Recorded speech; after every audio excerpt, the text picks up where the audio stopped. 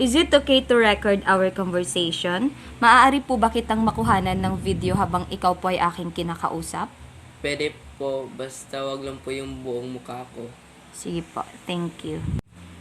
What is your name or ano po yung inyong buong pangalan? Ang pangalan ko pala ay Rafies Carrera. Did you change your name? If yes, what is your new name? Or pinalitan niyo po ba ang inyong pangalan? Kung oo, ano po ang inyong bagong pangalan? Oo, pinalitan ko yung pangalan ko at ang bago kong pangalan ay Rafa Carrera. When did you know that you are gay? Kailan niyo po nalaman na kayo po ay isang bakla or hindi straight na lalaki?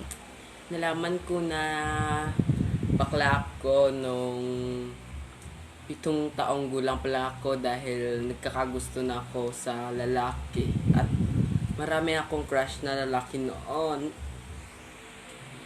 How did you came out po or paano ka po umamin na ikaw po ay isang bakla? Umamin ako nung marami nang napapansin yung mga magulang ko sa galaw ko at marami na rin tumatawag sa akin na bakla kaya umamin na talaga ako sa magulang ko na ako'y bakla. What did your parents say po or ano po yung reaction or sinabi ng mga magulang niyo nung nalaman po na nila na kayo pa isang bakla? So sa una nagulat sila na bakla ako pero sa pagtagalan natanggap na rin na.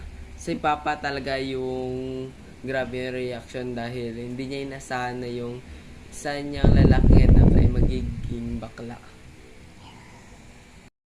Are you happy on your identity? Why? Masaya po ba kayo sa inyong kasarian bilang bakla at bakit? Masaya naman dahil ito yung daan dahil nakatulong ako sa pamilya katulad na lang ng pag-make up, pagsali ng pageant at iba pa. Do you want to have your own family? Why? Gusto niyo po ba magkaroon ng sariling pamilya at bakit? Oo, gusto ko magkaroon ng pamilya. Kahit bakla ko, gusto ko magkaroon ng sariling pamilya at mamuhay ng masaya. Gusto ko rin magkaroon ng sariling anak at wala nang ibang masasaya pa doon. What is your dream or ano po yung pangarap ninyo sa buhay? Ang pauna-una is matapos ng pag-aaral at makuha ng trabaho.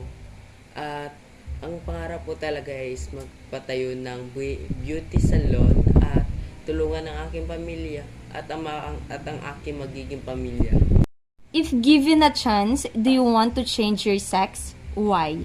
Kung bibigyan po kayo ng pagkakataon, gusto niyo po bang palitan yung iyong kasarian bilang lalaki? At bakit po? Kung bibigyan ako ng pagkataon na papalitan ng kasarian ko na magiging babae ay gusto ko talaga dahil yan ang sinisigaw ng aking puso at yan ang aking pangarap.